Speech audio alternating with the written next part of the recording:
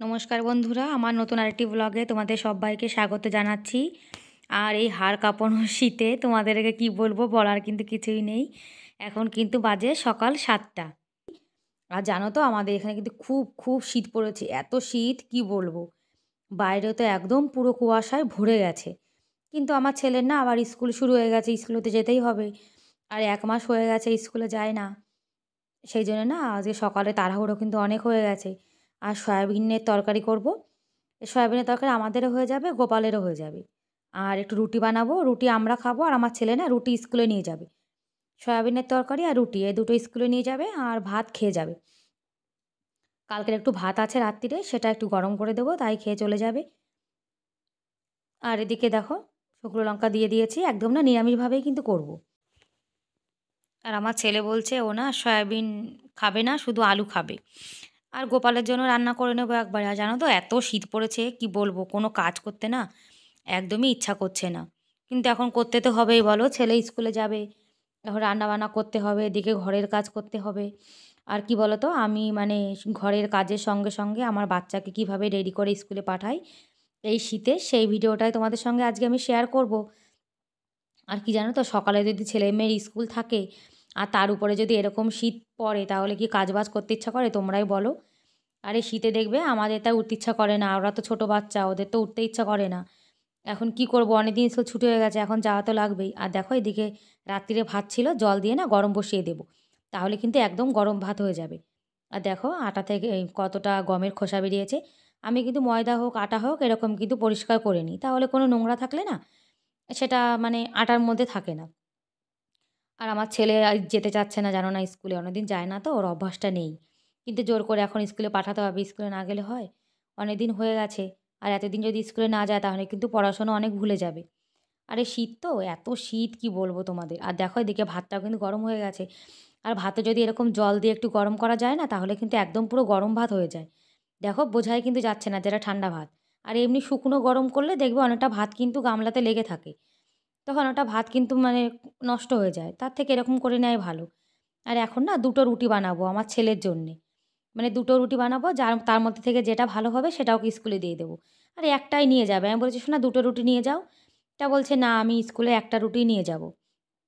আর এদিকে একটু গরম জল করে নিয়েছি। শীতকালে না ঠান্ডা জল কিন্তু একদমই খাওয়া যায় না জানো না, তাই একটু গরম জল খেয়ে নিচ্ছি। আর সকালে না বেশি মানে জল খাওয়া যায় না কিন্তু। ব্যাস আমাদের এখন ছেলের জন্য দুটো বানাচ্ছি, আমাদের রুটি না পরে উনুনে বানাবো আমরা। আর ছেলের জন্য ফটাফট একটু গ্যাসে বানিয়ে দেবো। ও বলছে আজকে রুটি নিয়ে যাবে স্কুলে, সেই জন্য রান্নাবান্না করছি। এখন কি করব বলো, তাড়াহুড়ো লেগে গেছে আর শীতও কিন্তু খুব পড়েছে। শীতের মধ্যে না আর কিছু করতে আমার ইচ্ছা করছে না। আর আজকে যারা আমার ভিডিওটা এখন দেখা শুরু করেছো, তারা প্লিজ একটা লাইক করে দিও। আর আমার চ্যানেলে যারা নতুন এখনও ভিডিওটা দেখছো কিন্তু সাবস্ক্রাইব করোনি, তাদেরকে অনুরোধ করছি প্লিজ তোমরা আমার চ্যানেলটিকে সাবস্ক্রাইব করে আমার এই ছোট্ট পরিবারের সদস্য হতে পারো। আর যারা করে দিয়েছো তাদের অসংখ্য ধন্যবাদ। আর এদিকে দেখো একদিকে কিন্তু তরকারিতে ফোড়ন দিচ্ছি আর এদিকে রুটি বানাচ্ছি। কি বলো তো, সকালে না অনেক তাড়াহুড়ো হয়ে যায়। তারপরে শীতকাল একটু লেটে উঠেছি না, যার জন্য তাড়াহুড়ো বেশি হয়ে গেছে। এই জন্য একদিকে তরকারি রান্না করছি আর একদিকে দেখো রুটি বানাচ্ছি। দুখানাই বানাচ্ছি আমার ছেলের জন্যে। আর রুটি দেখো কত সুন্দর ফুলেছে। আর সয়াবিনের তরকারিটা না আমার কিন্তু খুব ভালো লাগে, আমার ছেলেও ভালো খায়। ও সয়াবিনটা না অত খেতে চায় না। এখন কি করব বলো, যা আছে তাই তো রান্না করে দিতে হবে। আর শীতকালে জানো তো কোনো কাজ বাজ আমার একদম করতে ইচ্ছা করছে না, মনে হচ্ছে যেন আবার আমি শুয়ে পড়ি যে। আর কতদিন হয়ে গেছে আমাদের এখানে যেন তো একদমই রোদ্দুর ওঠেনি। আর এই যে ভাজা শুকনো লঙ্কা জিরে বেটে রেখেছিলাম সেটা এখন দিয়ে দেবো। আর এইভাবে নিরামিষ তরকারি রান্না করলে না খেতে কিন্তু খুব ভালো লাগে। আমরা নিরামিষ মাঝে মাঝে কিন্তু এভাবেই করি। আর এদিকে আমার ছেলেকে স্কুলে দেবো, টিফিনে যেটুকু সবজি সেটুকু দেখো একটা প্লেটে তুলে ঠান্ডা করে নেব। কী বলো তো, আমি না বেশি গরম সবজি আমার ছেলেকে লাঞ্চে দিই না, কেননা বেশি গরম তরকারি দিলে না তারপরে খারাপ হয়ে যেতে পারে। আর এদিকে ভাতটাও দিয়ে দেবো, ও ভাত আর সয়াবিন তরকারি খেয়ে স্কুলে যাবে। আমার ছেলে অনেকক্ষণ থাকে তো স্কুলে, যার জন্য একটু ভারী খাবার খাইয়ে তারপরে স্কুলে পাঠায়। এই যে এখন যাচ্ছে আর কিন্তু 3টের সময় আসবে, যার জন্য একটু ভারী খাবার খাইয়ে পাঠালে তাহলে অনেকক্ষণ পেটটা ভরা থাকে। আর এদিকে গোপালের ভাতটাও কিন্তু বসিয়ে দিয়েছি। আর এদিকে তরকারিটা দেখো ঠান্ডা হয়ে গেছে, এখন ওকে দিয়ে দেবো টিফিন বক্সে। আর রুটি বলছে একটাই নিয়ে যাবে। আর তরকারিটাতে না একটু ঝাল হয়েছিল ভালোই, দুটো লঙ্কা দিয়েছি তো, লঙ্কা দুটোই কিন্তু খুব ঝাল ছিল। আর সয়াবিন খাবে না, যার জন্য সয়াবিনগুলো দেখো আলাদা করে রেখে দিলাম। আর সয়াবিন যদি দিয়ে দিই না তাহলে কিন্তু ফেরত নিয়ে চলে আসবে, তাও একটা দুটো পড়ে গেছে। আর আমার ছেলেকে যে কাগজে করে দিই রুটি ফোল্ড করে, সে কাগজটা না শেষ হয়ে গেছে, যার জন্য টিস্যু পেপারে মুড়িয়ে দিয়ে দেবো। আর রুটি এমনি দিলেও কিন্তু কিছু হয় না, তবুও আমি এভাবে দিয়ে দিই। আর একটা চামচ দিয়ে দেবো সঙ্গে, চামচটা দিয়ে যখন ও সবজি খাবে চামচটা থেকে তুলে নিতে পারবে, কেননা আমার ছেলে না হাত দিয়ে সবজি খেতে চায় না, যার জন্য। আর একটা রুটি রেখে দিচ্ছি এখন হটপটে, যখন আমরা খাবো একটু গরম করে নেব। আর দেখো পুরো সংসারের কাজ, ছেলেকে স্কুলে পাঠানো সব কিন্তু আমাকে একাই করতে হয়। তাও কিন্তু আমার বর আমাকে অনেক হেল্প করে। ওই যে ছেলেকে জুতো পরিয়ে দিল, ড্রেস পরিয়ে দিল, এখন ছেলেকে নিয়ে যাচ্ছে। আর দেখো বাইরে কত কুয়াশা পড়তো, আর দেখো কতটা কুয়াশা। ওই সামনে দেখো কিছুই দেখা যাচ্ছে না, কিন্তু ওই সামনে যে রাস্তাও দেখা যাচ্ছে না, মানে এত কুয়াশা পড়েছে। আমি তো বলছি যে আমরা সিমলাতে চলে এসেছি।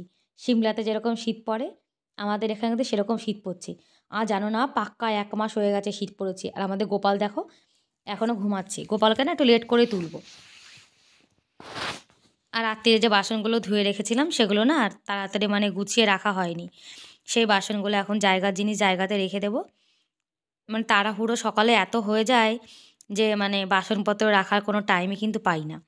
আর শীতকালে না উঠতে একদম ইচ্ছা করে না, তাই না লেট হয়ে গেছে। এদিকে দেখো গোপালের ভাতটাও হয়ে গেছে, আর আমি না একটু চা বানাবো। আর সকালে লাল চাটা না কাজে তাড়াহুড়োতে একদমই কিন্তু খাওয়া হয়নি, সেই জন্য লাল চাটা এখন খেয়ে নেব। আর দেখো আমাদের এই সংসারের কাজগুলো তো আমাকেই করতে হবে, তাই ধীরে হোক তাড়াতাড়ি হোক সেগুলোকে তো আমি একাই করি। আর চাটা কিন্তু আমাদের ঘরে কেউই খায় না, আমি একাই খাবো। আর শীতে গরম গরম চা খেতে কিন্তু খুবই ভালো লাগে, তাই না?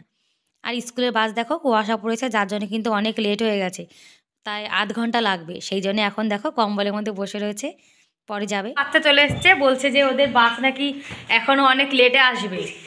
শীতকাল তো এখন যে দূরে বাস যে দূরে মানে দূরে যায়, সে দূরের বাচ্চাগুলো দেখবে শীতকালে কিন্তু একদমই উঠতে চায় না, যার জন্যে বাস লেট হয়ে গেছে। তাই বলছে যে এখনও কমসে কম 0.5 ঘন্টা লাগবে। আর জানো না, এত কুয়াশায় বাচ্চারা কী করে স্কুলে যাবে বলো?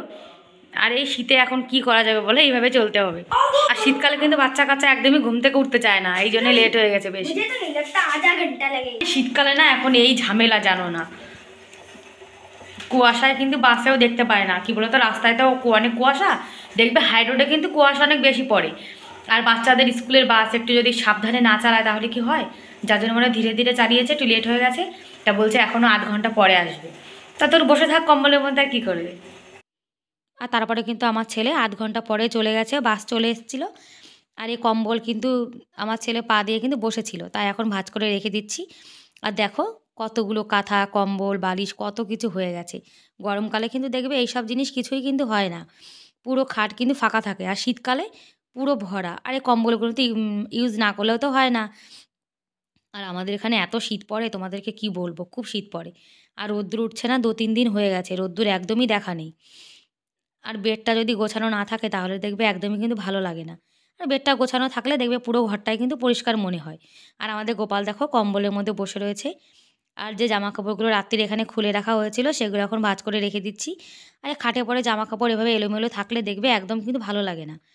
সেই জন্য না রুটি মুটি পরে বানাবো, আগে একটু ঘরটা পরিষ্কার করে নিচ্ছি। ঘরটা এলোমেলো থাকলে না আমার একদম মানে ভালোই লাগে না। আর এগুলো সব ভাঁজ করে এখন জিনিস জায়গাতে রেখে দিচ্ছি। আর দেখো আমার ছেলের এটা হ্যাকার মাস্ক সেদিন তো মেলা থেকে কিনেছিল। এই মাস্কটা পরলে না আমার খুব ভয় ভয় করে। আর এই কম্বলটা দেখো এই পাশে রেখে দিয়েছি, তা নাহলে না একটা খাটে 2টো কম্বল থাকলে পুরো খাটটা কিন্তু একদম মানে ভরা ভরা লাগে।